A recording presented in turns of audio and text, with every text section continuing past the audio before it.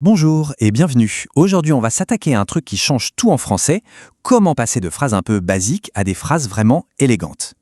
Et le secret pour ça, c'est un outil grammatical hyper puissant, la proposition subordonnée relative. Allez, on est parti pour enrichir notre façon de s'exprimer. On est tous passés par là, n'est-ce pas? Cette impression de se répéter, de mettre des idées les unes après les autres sans vraiment les connecter. C'est tout à fait normal dans l'apprentissage, mais là, on va voir comment dépasser ça. Regardez bien cet exemple, c'est très parlant. À gauche, on a deux phrases courtes, un peu hachées. Ça marche, mais c'est pas très fluide. Et à droite, eh bien le résultat est beaucoup plus naturel. Une seule phrase qui fusionne les deux idées sans effort. C'est précisément ça qu'on va apprendre à faire. Alors, comment on fait pour atteindre cette élégance? Comment on arrive à lier nos idées de manière fluide, logique? C'est tout l'objet de ce qui va suivre. Et voilà notre solution, presque magique, la proposition subordonnée relative. Le nom peut faire un peu peur, je sais, ça sonne très grammaire. Mais l'idée, vous allez voir, est super simple. C'est juste une petite phrase qui vient en compléter une autre pour donner des détails. C'est vraiment l'outil clé pour construire un discours plus intéressant.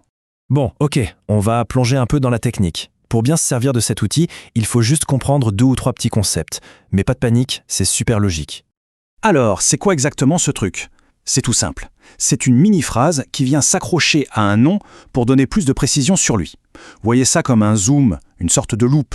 Et pour faire ce lien, elle utilise toujours un mot spécial, le pronom relatif. Et ce fameux nom qui est complété, il a un nom bien à lui, l'antécédent. En gros, c'est le mot que la proposition relative vient d'écrire. Si on comprend bien ce lien, ce couple antécédent-proposition relative, on a déjà fait la moitié du chemin. Maintenant que les bases sont posées, on va ouvrir la boîte à outils et regarder les plus importants. Les pronoms relatifs simples. Franchement, ce sont ceux qu'on utilise 90% du temps. On commence avec la star des pronoms qui, sa mission est très claire, très directe, qui remplace toujours le sujet du verbe dans la petite phrase qu'on ajoute. C'est le plus simple de tous. Reprenons notre tout premier exemple. Dans la deuxième phrase, cet homme traverse la route, le sujet c'est bien cet homme. Pour combiner les deux, on va donc remplacer ce sujet par qui. Et hop, ça nous donne l'homme qui traverse la route est notre voisin. C'est net, c'est propre. On passe à son grand complice, que. Alors attention, il ne faut surtout pas les confondre. Que, lui, a une autre mission. Il remplace le complément d'objet direct, le fameux COD, c'est-à-dire l'élément qui subit directement l'action. Prenons cet exemple. Le film est comique et j'ai vu ce film hier. L'élément qu'on répète, c'est ce film. Dans la deuxième phrase, on se pose la question « j'ai vu quoi ?» Ce film. C'est donc bien le COD. On le remplace par « que » et voilà, le film que j'ai vu hier est comique. La structure est impeccable, l'info est limpide. Ok, concentrons-nous sur cette image qui nous montre deux autres pronoms super utiles. D'abord, en haut, on a où.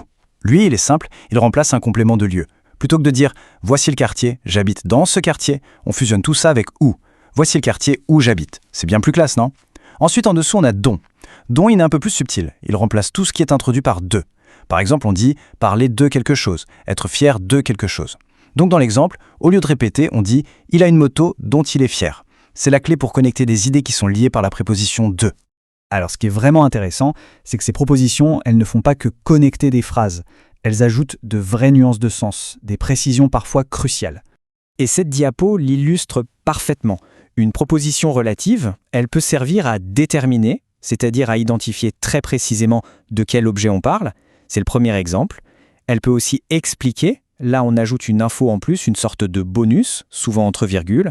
Et enfin, elle peut tout simplement décrire en donnant une caractéristique, un peu comme le ferait un adjectif. Bon, en résumé, pourquoi est-ce que c'est si important de maîtriser ça? C'est quoi le vrai gain au final? Eh bien, c'est tout simplement ce qui fait passer d'une communication un peu basique, fonctionnelle, à une communication qui est riche, qui est nuancée et surtout qui sonne naturelle. C'est une des clés pour s'exprimer en français, pas juste correctement, mais avec du style et de la précision.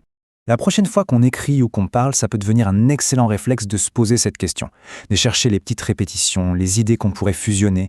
C'est vraiment comme ça qu'on progresse et qu'on rend son français plus vivant que jamais. Merci beaucoup et à très bientôt.